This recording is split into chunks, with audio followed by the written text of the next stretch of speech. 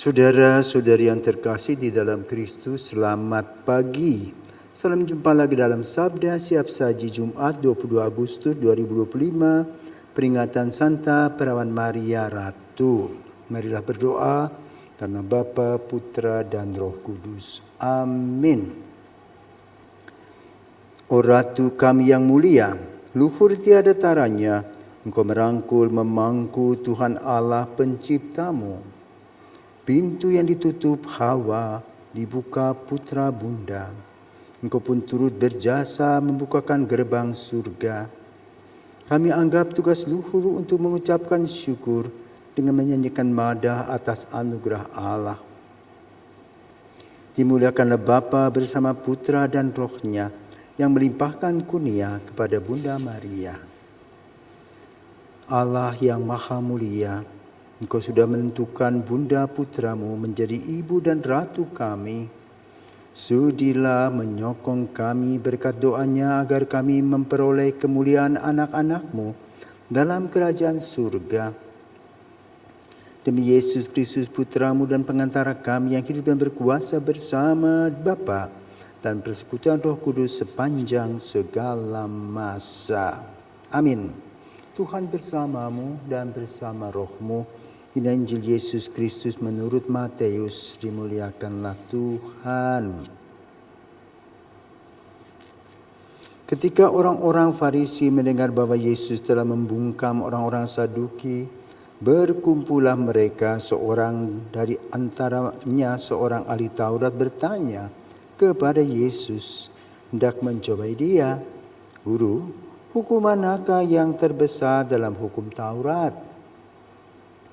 Yesus menjawab, "Kasihilah Tuhan Allahmu dengan segenap hatimu dan dengan segenap jiwamu dan dengan segenap akal budimu. Itulah hukum yang utama dan yang pertama. Dan hukum yang kedua yang sama dengan itu ialah, kasihilah sesamamu manusia seperti dirimu sendiri. Pada kedua hukum inilah tergantung seluruh hukum Taurat dan kitab para nabi." Demikianlah sabda Tuhan. Terpujilah Kristus. Saudara-saudara terkasih, selamat pagi. Hari ini kita memperingati Santa Maria Ratu. Dalam struktur kehidupan dunia, ada strata dalam hidup yang berkaitan dengan kerajaan. Kerajaan itu mempunyai istana. Dan istana itu dibuat begitu indah, megah. Dan isinya adalah raja dan ratu serta para punggawa. Raja mempunyai kekuasaan atas seluruh wilayah. Dia mau ini dan itu, mau dan indah itu, beres semua. Demikian pula ratu pendamping raja. Diberikan kekuasaan, harta benda. Inilah gambaran kekuasaan. Demikian pula dalam kaitan dengan Yesus yang berbicara tentang kerajaan Allah.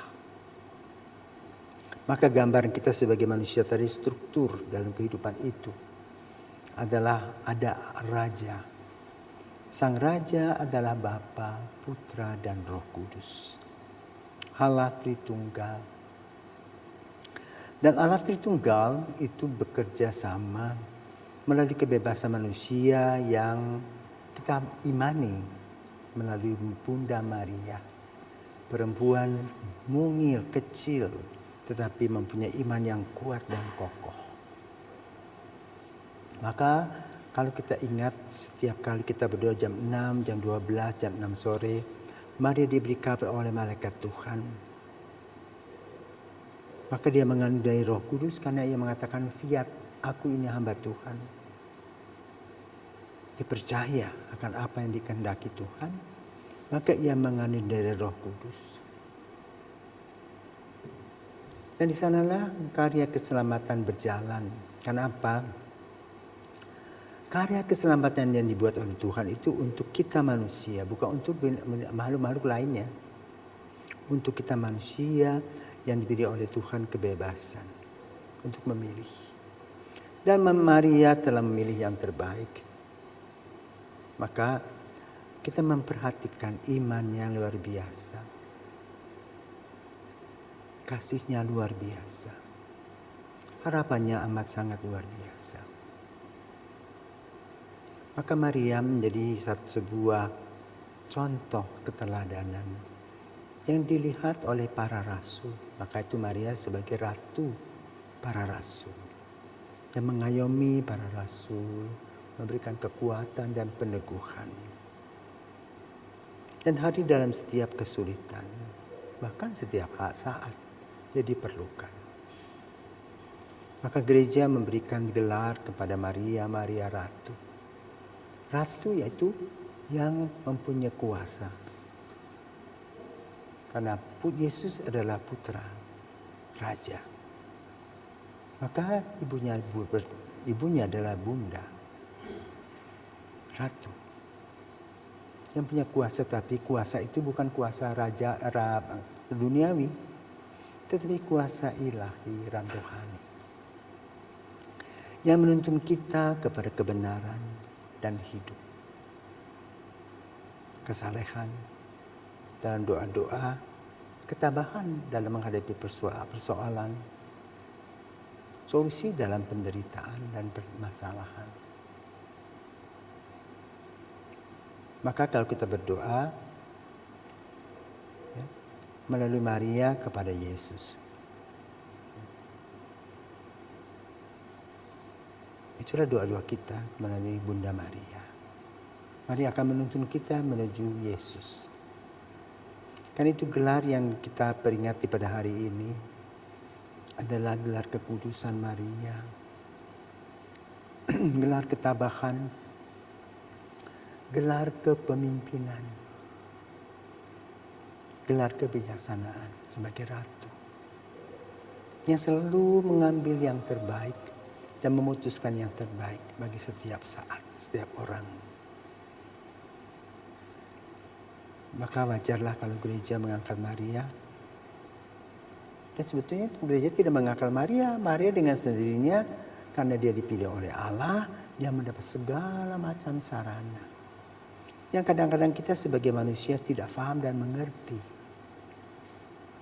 Karena gereja merenungkan apa yang disebut dengan gelar-gelar Maria. Antaranya adalah ratu sebagai pendamping raja, putra raja Yesus. Lalu apa yang harus kita ambil dari peristiwa Maria Ratu ini?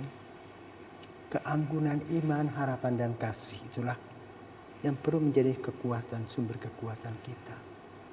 Dan Maria bisa membaca apa yang menjadi kehendak Tuhan, dan diharapkan kita pun dalam langkah-langkah kita boleh membaca tanda-tanda zaman dalam hidup, sehingga kita mengemasnya dengan iman, harapan, dan kasih sebagai sebagaimana Ibu Maria telah melakukannya sebagai ratu.